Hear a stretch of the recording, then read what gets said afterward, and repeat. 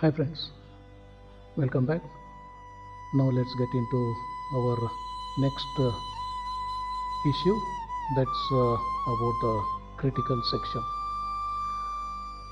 In general, the process structure looks like some part of the process there will be a critical section. That means some part of the code in the process would like to use the shared resources, and if any part of the code wants to use shared resources, that part of the code should be declared as a critical section. So the common process structure would look like, anytime there is critical section, then we should properly demarcate that there is the entry point where the critical section begins and there is an exit point where the critical section ends, and the remaining of the part we call non-critical or the remainder section of the code.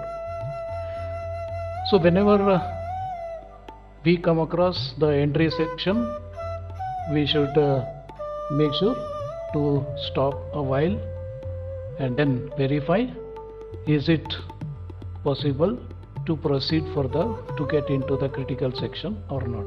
So to make sure, we must verify which shared resource this part of the code wants to use, and if that resource is currently available, only then it should start working on that. If it is not available, then this process should not be allowed to continue. And once it is allowed to continue, that means once the execution extends beyond this entry point, then till it reaches the exit point, it should not be disturbed. That is, some way atomicity should be maintained. So that's what critical section is all about. But more detail about the critical section. This critical section has got a problem. That means if we want to make sure that the whole process runs with no difficulty, no problems, then all the part of the code that needs to use shared resources must be earmarked as critical section, and the endpoints also should be marked, the entry point, exit point, so that the critical section is clearly highlighted to the operating system, the process manager, that the critical section is the next step, and will it be allowed to continue or not is to be decided. If it can be allowed, then should be allowed, to make sure that the complete critical section is allowed to run without any discontinuity, without any obstruction. And once it comes out of the critical section, then it should be declared that the resources which it was using during its critical section are free to use by others.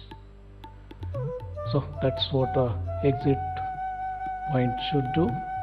Remainder section of this code doesn't bother about using any shared resources, and hence doesn't have any problem in running them without looking at any other processes. But during critical section execution, it has to be properly synchronized.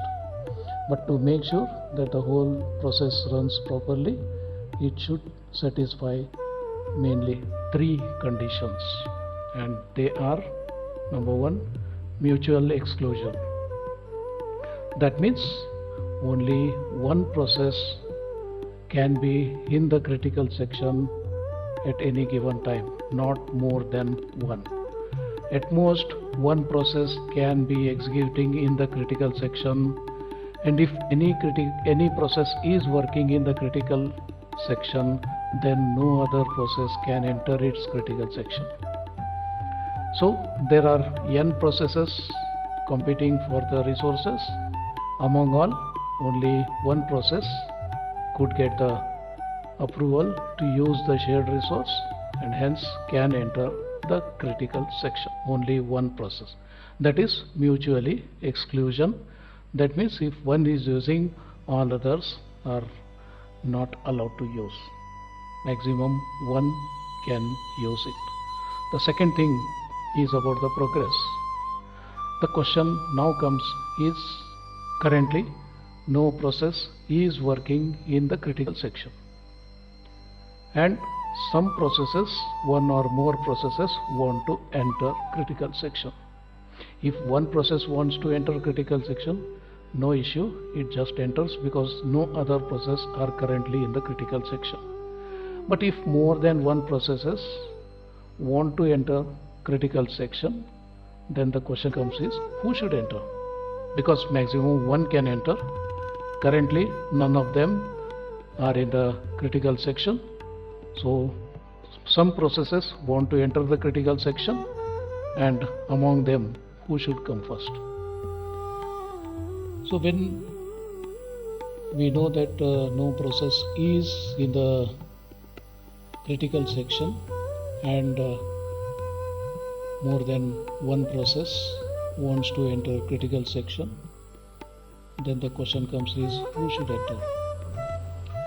It should not happen that when they see that more than one is trying to enter critical section and each one just steps back and say that let others enter. So in this it may so happen that none of the processes that wanted to enter critical section will enter critical section, and each one keep waiting, and with that will waste the CPU time, will not allow the process to continue, and the progress will stop. So instead of that, what we can do is the processes that are interested in entering the critical section can come out with some idea as to which among them can continue and get into the critical section first.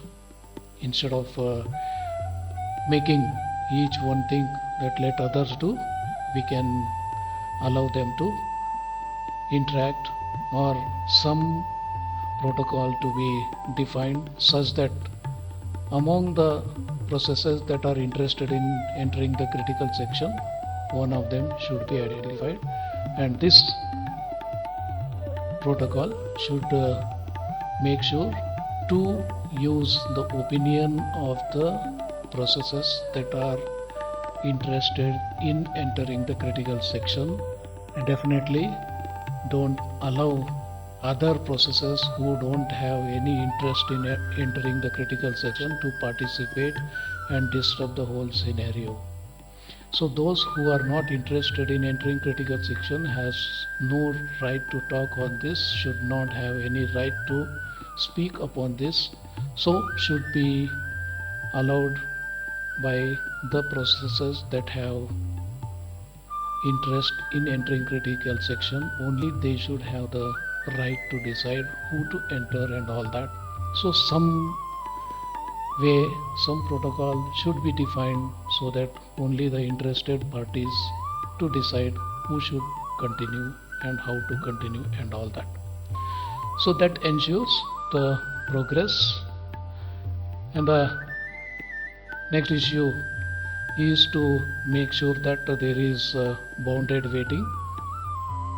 It should not happen that some process will never get into the critical section because others are entering critical section one by one, and some process for some reason should not be left behind forever, which technically we call starvation. So we must ensure that no process is put under starvation or made to wait indefinitely. So there should be some binding on how much time any process can wait before entering into critical section. That means when a process shows interest in entering into its critical section, from that instant to the instant when it gets a chance to enter, there should be some maximum time defined, some bounded waiting is to be properly defined, so that no process will be starved, no process will wait indefinitely. So these three conditions the critical section should take care. So the one which is handling the critical section must ensure these three conditions. One should make sure that anytime maximum one process may be in its critical section. Then make sure that always progress is maintained. So for maintaining progress, the voting decision has to be given to the processes that are intended to enter into critical section, not the ones who are just waiting and looking and enjoying the game, not those who are not entering into the critical section, but those who want to enter critical section should have their say in deciding who should enter next.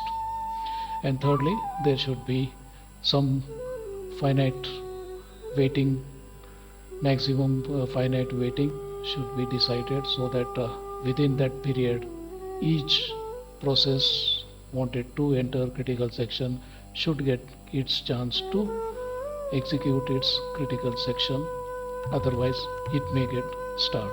So that's it for now. Thank you.